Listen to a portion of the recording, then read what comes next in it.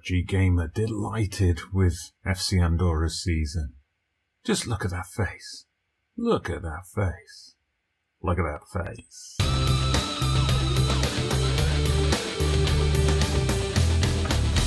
So hello there everybody, welcome back to the channel. Dodgy Gamer here with a special bonus episode, episode 46 of Andorra, the double challenge, the save in which I take charge of the club, FC Andorra, and the country of Andorra and try to lead them both along the road to glory.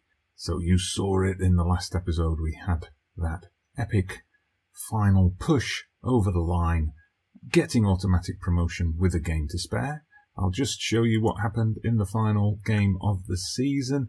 We were away to Almeria, and of course at this point, foot was off the gas completely. It was a ball draw, a 0-0 draw. They probably edged it, to be honest, but we got away with a point. Bit of a dull game, but it was enough to secure second place. Liga's also picking up a draw on the final day, so we get second place. We go up as the best team in the second division, seeing as Barcelona B won't be joining us. So today we're just going to have a quick review of the season. It's also 5 years in, 5 years into the save, so we'll have a quick look back at our progress over the last 5 years. But first, just get down in the comments before you continue with the video and let me know, who do you think our player of the season is? Young player of the season, best signing, biggest hope for the future? Just let me know, and what are your predictions for us in La Liga next season? Just a few league stats to look at. You can see in the end, with his 22 goals, Lee Russell finished as the competition top scorer. Absolutely fantastic for the man from Rochdale. We see now he's still wanted, but now he's wanted by a couple of Spanish teams, Tenerife and Elche, which is a bit of a drop down from Man City and Chelsea. So he's still got 2 years on that contract. He's still got that minimum fee release clause in there, but we're going to have to look at changing that, I think, to hold on to him and get that release fee clause pushed up. So our end of season awards, of course, it was Lee Russell who got the fans player of the season. Wasn't quite a landslide though. Crush is obviously popular with the FC Andorra faithful, and the Loni Hodzic got himself in there in third place. Goal of the season was our Andorran superstar Perez against Las Palmas. I don't remember this goal, so let's have a look and see what it was. Okay, it was a free kick. I'm assuming he scored direct from the free kick. Indeed he did. Nice one. Alex Rico is named as our signing of the season. Remember, we bought him in that transfer deadline day episode after we lost Vukotic, so obviously that worked out for us. And Lee Russell, player of the season and young player of the season, hogging all the awards on the FC Andorra Awards Night. Team of the season, I've got to say, I pretty much agree with that setup. That would probably be my first choice 11 if I haven't got Cortina demanding a place in the team.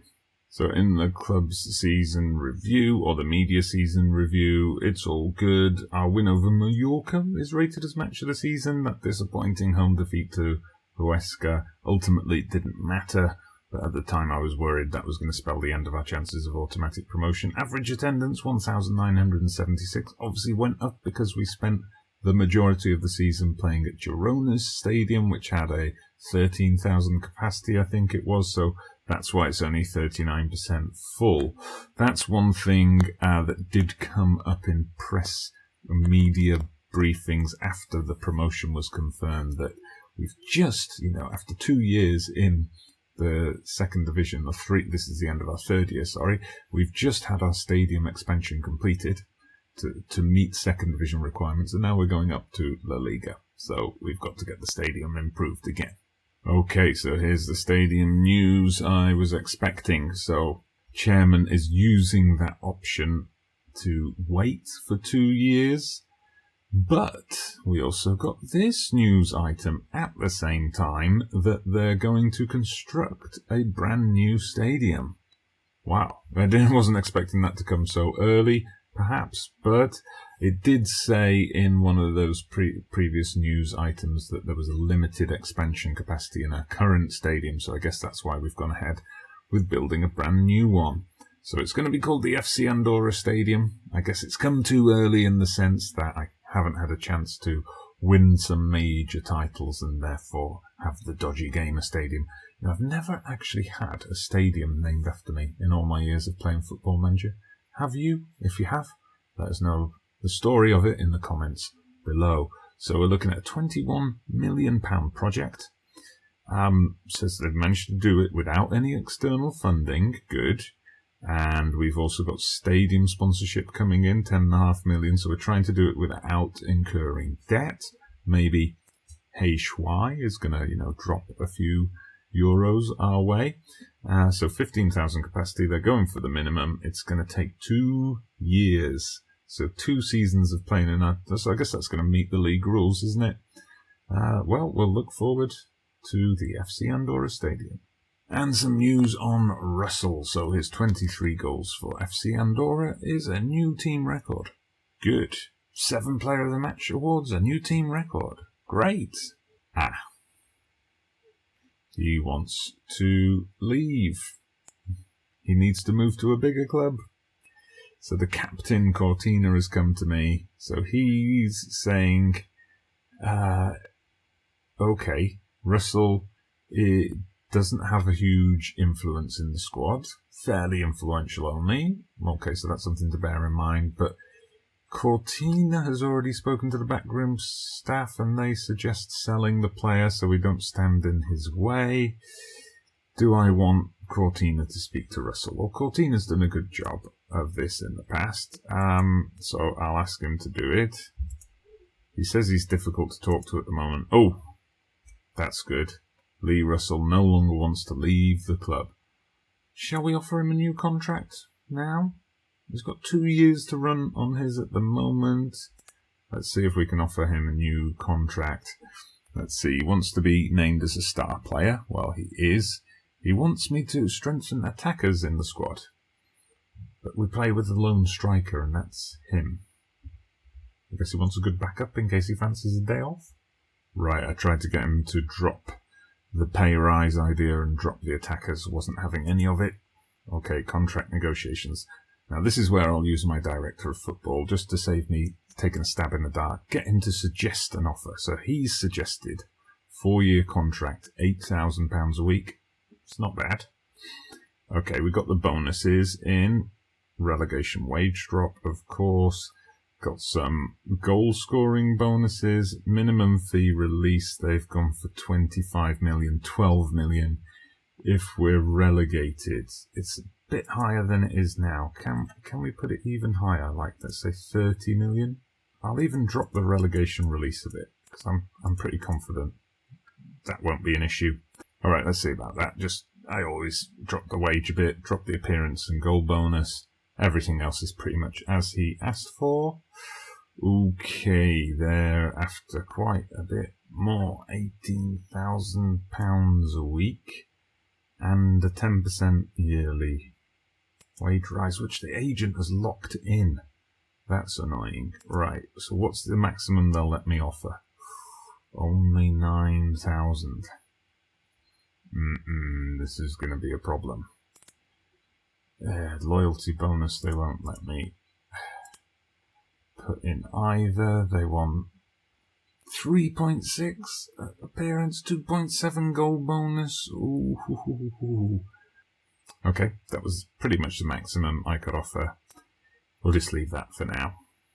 Okay, so just to look back over my career with FC Andorra so far. So see, in the past, in the 80s and the 90s, they had some time in the Spanish Segunda B, dropped down. They even went down as far as the Catalan regional leagues, but then, of course, in real life, we know Gerard Piqué is involved with the club. They managed to buy their place in the second division B. So going back through my record with them, my first season with them, 7th place if you remember that season. If you don't, if you're new to the channel, it's all there. You can go back and watch it. We've got a nice playlist set up for that, which you'll find a link for in the description below. But yeah, we started well, we faded away, we managed to finish the season fairly strongly, 7th place, didn't get to the playoffs. The following season, though, we topped the division, and then we got ourselves in.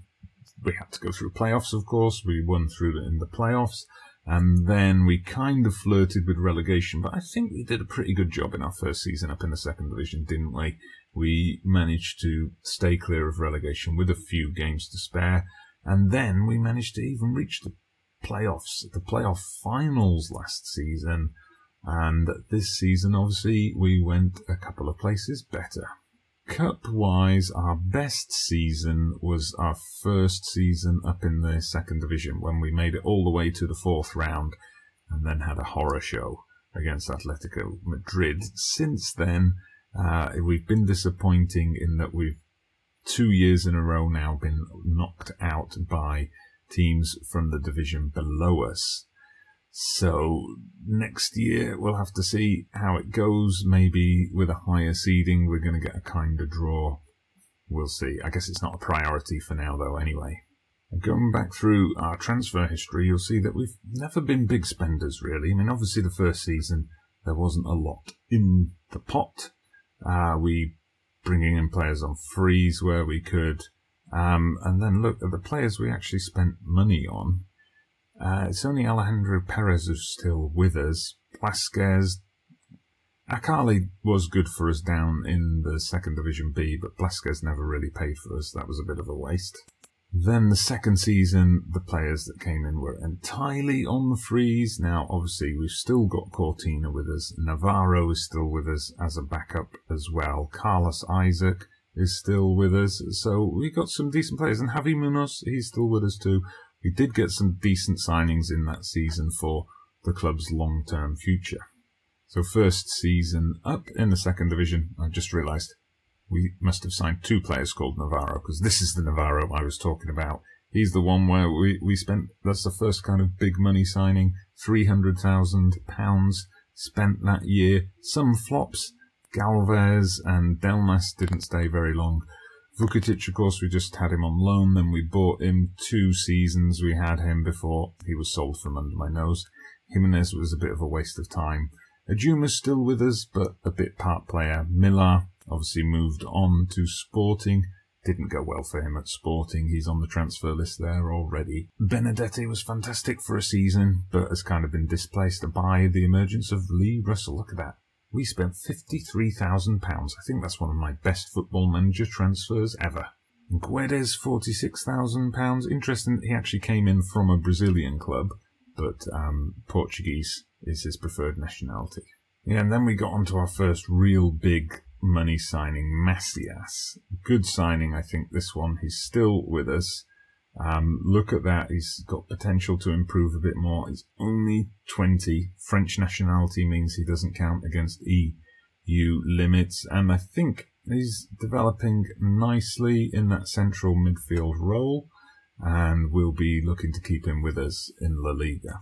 Now, we also paid a bit of money, put a bit of money down for Moussa Cissé that year, who is the first choice left back. He's displaced Hernandez, the Andorran boy, and also, look at that, this is again promising, 21, this is where buying young is really working out for us, and he's got the potential to improve even more, so I think we're getting promoted at the right time to get his potential realised. And that was also the season Stanislav Krush came in. And again, I mean, he doesn't perhaps have as much room for improvement according to the star ratings as the Macias and Cissé, but still, there's room for improvement. He's only 22, so there's a chance that he's going to turn into a nice little La Liga player for us. Now, one other player I signed in that 2022-23 season, you'll see here, Juan Alano.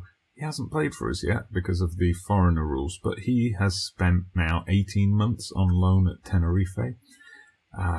So he's an experienced player that we could make use of. He's actually been playing in La Liga this season. You'll see down here he played 34 games for Tenerife with 2 goals. and a player of the match. Pretty decent average rating, so he's got the experience of a relegation dogfight. Could come in handy. And then moving into the most recent season, our biggest spending season yet, but also our best season in terms of net transfer income because of the sales. So, I don't know, Fofana I wasn't too happy with in the end. I mean, he's definitely, in my eyes, second choice behind Perez. He didn't have a particularly outstanding season. But Rico came in at the start of this season. I mean, he's still got a bit of room for improvement, although we might look for a second option or perhaps a first option to go ahead of him in that defensive midfield role. Now, Biancone was almost ever present for us, only missed 5 games through a minor injury. Really good player, this one. Very good as a wing-back. Getting forward, you see he got 2 assists and 4 goals. And a very high average rating. He's one of those where the star rating might put you off, but the stats are solid, if not spectacular, and the results on the pitch are pretty good as well. And Balde is another player who perhaps has that chance now. We're stepping into the Liga to finally realise his potential. He's 24 years old, so he's running out of time to move himself up from that 3 to 4 stars. You see, there's not been much improvement of late, but he did have a good season. He established himself on the right wing, 4 goals, 7 assists, and an average rating above 7, so it looks encouraging. Now, I have spent a bit of money already, got some deals agreed for next season, so the biggest amount, this was one I had to ask the board to step in on, it's Canadjigui, if I pronounced that right. So a young French striker, 18 years old. We spent £800,000 on him. I mean, determination, flair, it's there. The finishing's not so great at the moment, but nothing a bit of training won't fix. He's got acceleration and pace, agility, fast striker, what I like to see. Ideally, he'll have a bit of time to develop whilst Russell stays in the first team, but if Russell does move on, we can look at getting this guy into the first team in his place. We've also got central defender coming, Kieran Fleming, young Welsh player currently at Strasbourg, so he's joining us.